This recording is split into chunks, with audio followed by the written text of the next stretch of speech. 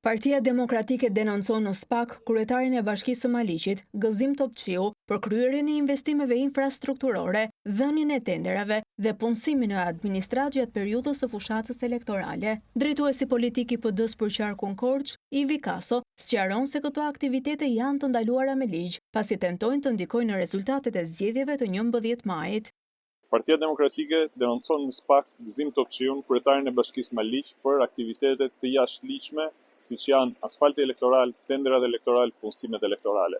Të gjitha këto aktivitetet ndaluara me ligj, me kodin zgjedhor, me kodin penal, pasi tentojnë të ndikojnë në rezultatin elektoral në favor të Partisë Socialiste. Partia Demokratike është në këmbë dhe po monitoron çdo sjellje e tyre të jashtëligjshme, të cilën do t'ia referojë organeve të drejtësisë, sikundër po bën për ditë. Qytetarët e Maliqit, qytetarët e gjitha bashkive të qarkut Korç e kanë vetë në dorë që të heqin lakun që u shtrëngon fytin. Menjëherë pas denoncimit të PD-s, ka reaguar edhe kryebashkiaku i Maliqit Gëzim Topçiu, i cili bën me dije se të gjitha investimet e kryera në territorin e bashkisë që drejtohet për tij janë miratuar që prej vitit 2024 nga Këshilli Bashkiak.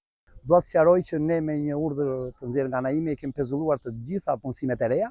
Këtë mund ta verifikoni në institucionin e bashkisë.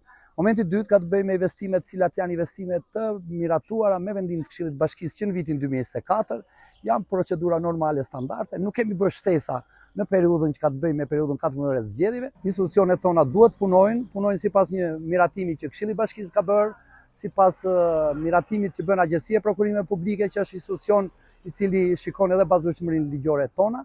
Sa i përket akuzave për favorizim politik, Topçiu theksoi se investimet janë të shpërndara në të gjithë territorin e Bashkisë Maliq dhe nuk janë të orientuara për të shërbyer asnjë partie politike.